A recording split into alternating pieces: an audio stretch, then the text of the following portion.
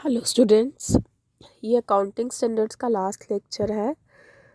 आपको करना है अकाउंटिंग स्टैंडर्ड 1 और अकाउंटिंग स्टैंडर्ड 6। आपके सिलेबस के अंदर यही टॉपिक्स रहते हैं, बाकी हम कवर कर चुके हैं। Pardon for my nose and thought. AS1 is about disclosure of accounting policies. क्या कहता है कि हम जो भी अकाउंटिंग पॉलिसीज़ प्रोसीजर्स यूज़ करते हैं उसको डिस्क्लोज करना है।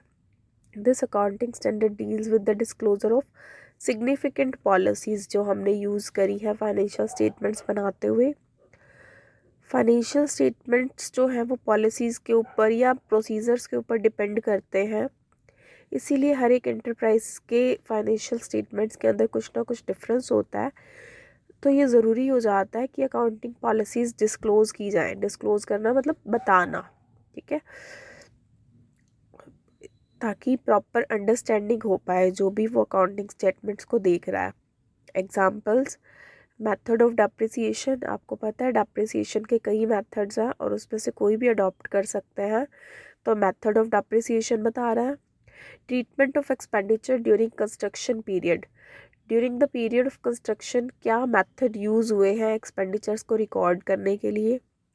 इन्वेंट्री वैल्यूएशन कैसे किया है, इन्वेस्टमेंट वैल्यूएशन कैसे किया है, फिक्स्ड असेट्स का वैल्यूएशन कैसे किया है, गुडविल को कैसे ट्रीट करते हैं, रिटायरमेंट बेनिफिट्स के लिए क्या प्रोविजंस बना रखे हैं, कंटिजेंट लायबिलिटी की रिकॉर्डिंग के लिए क्या प्रोविजंस है, प्रॉफिट और लॉन्ग टर्म कॉन्ट्रैक्ट्स इसको कैसे रिकॉग्नाइज करते हैं, या लॉन्ग टर्म रिवेन्यू जो होता है क्या हम उसको एक ही साल में, मतलब मान लो एक पर्टिकुलर कॉन्ट्रैक्ट चल रहा है जिससे इनकम 5 साल बाद मिलेगी, तो क्या हम उसको टाइम टू टाइम रिकॉर्ड करते हैं या एक ही बार करेंगे 5 साल के बाद में।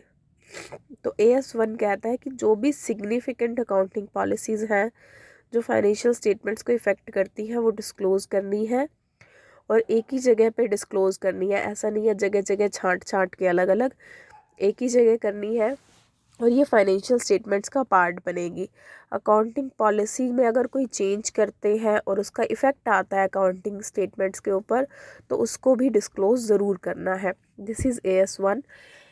आपके इसके बुक के अंदर AS2, 3, 4, 5 और 6 दे रखे हैं। 2, 3, 4, 5 आपके सिलेबस में नहीं है, लेकिन अकाउंटिंग स्टैंडर्ड्स पढ़ा है तो फॉर एग्ज़ाम्पल देने के लिए कि क्या होता है अकाउंटिंग स्टैंडर्ड में, इसीलिए दे रखा है। आप ये खुद से पढ़ के देख लेना। मैं इसके बाद अकाउंटिंग स्टैंडर्ड 6 बताऊंगी आपको। वैसे तो अब अकाउंटिंग स्टैंडर्ड 6 है ही नहीं, अकाउंटिंग स्टैंडर्ड 6 विड्रॉ हो चुका है। अकाउंटिंग स्टैंडर्ड 10 जो आपके बुक में दे रखा है अकाउंटिंग फॉर फिक्स्ड असेट्स, वो चेंज हो गया है।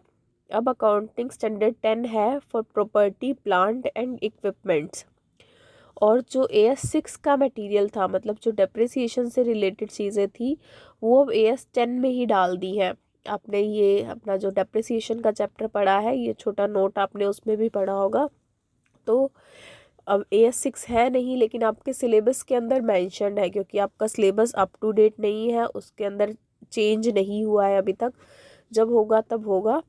अगर आपको AS6 आ जाता है पेपर में AS6 लिख के बारे में लिखने के लिए, तो आप लिख देना कि AS6 हैज़ बिन विड्रॉन। अब विड्रॉ हो चुका है, अब नहीं है वो। और डेप्रिसिएशन रिलेटेड मटेरियल जो है वो अब AS10 में है। फिर भी AS6 में क्या क्या होता है वो भी लिखना।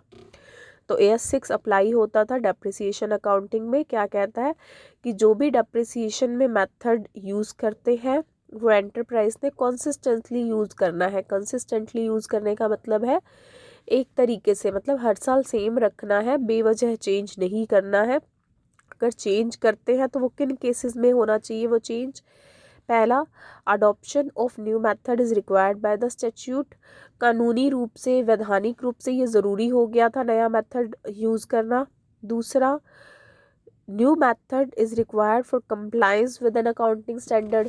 किसी अकाउंटिंग स्टैंडर्ड के को फॉलो करने के लिए नया अकाउंटिंग स्टैंडर्ड, नया मेथड अप्लाई करना पड़े। तीसरा केस, अगर ये सोच रहे हैं कि इस चेंज से अकाउंटिंग स्टेटमेंट्स और ज़्यादा अच्छे तरीके से बनेंगे और ज़्यादा अप्रोप्रिएट बनेंगे, तब एक चेंज कर सकते हैं। तो ये 3 केसेस के अंदर चेंज अलाउड है। change should be treated as a change in change in accounting policies and should be properly disclosed.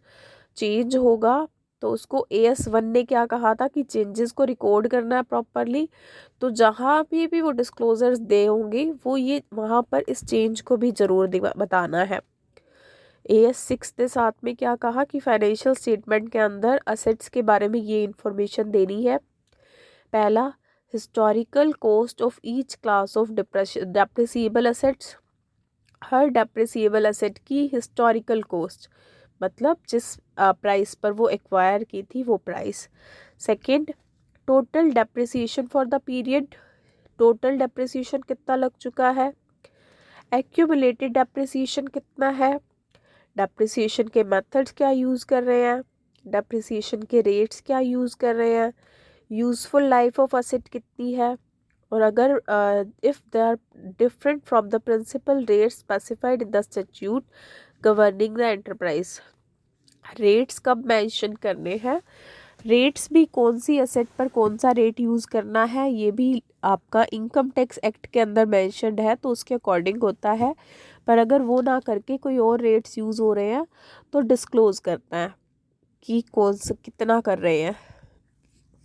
Compliance of accounting standards या लीगल स्टेटस है, इसमें है कि ये जो है इम्प्लीमेंट करने ही करने हैं, किस पर किस तरह से हो गए उस बारे में है ये, इसको आप खुद पढ़ेंगे।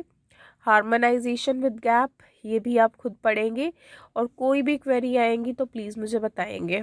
सो this is now up to you कि आप इसको अच्छे से रीड करो। थ्योरी है, कुछ ना कुछ बेसिक क्वेश्चन ज़रूर आता है इसमें से। Work hard, let me know your queries only now. Thank you very much.